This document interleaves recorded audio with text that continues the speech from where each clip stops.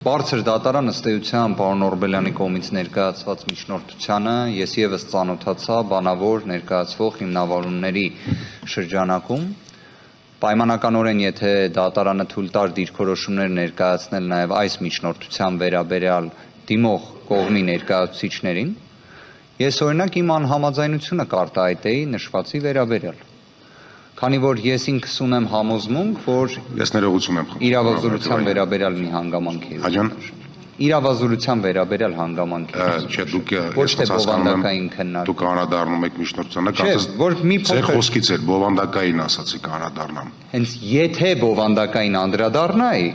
կառարկեի եւ անհամաձայնությունս կարտահայտեի։ Իմ դիրքորոշումը այլ է, բարձր դատարան։ Եկեք ավելի ուշ անդրադառնանք, երբ որ բոլորին հասանելի կլինի, պարոն Վարդանյան, կապահովենք հավասարությունը։ Եթե դուք հիմա միջնորդության մասին եք խոսելու։ Չէ, հենց ուրիշ բան եմ ուզում ասել, բարձր դատարան։ Ինչ եք ուզում ասել։ Ուզում եմ ասել, որ սահմանադրական դատարանի կազմի իրավազորության վերաբերյալ խնդիր ունենք։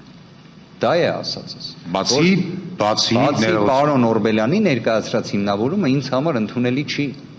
Ես գտնում եմ այն կազմը, որը ներկայումս հիմա ներկայացված է բարձր դատարան, լեգիտիմության խնդիր ունի։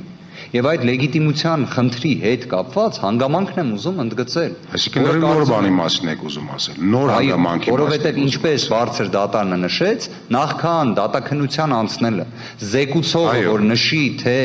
պայմանականորեն արդեն դատաքննության ընթացակարգի դուք նշեցիք, եթե իրավազորության հետ կապված հարցեր կան, այդ թվում ենթադրվում է կազմի հետ կապված, այդ հանգամանքները բարձրաձայնենք հիմա։ Պարոն Վարդանյան, իհարկե, եւ մենք դեռ չէինք ավարտել վերջնական,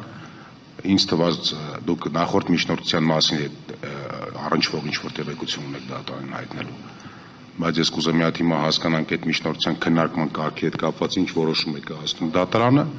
նոր հետո կանդրադառնանք դատարանի իրավազորության հետ կապված մյուս տեղեկությունների եւ մտահոգությունները լսելուն, բայց ոչ միջնորդություններ։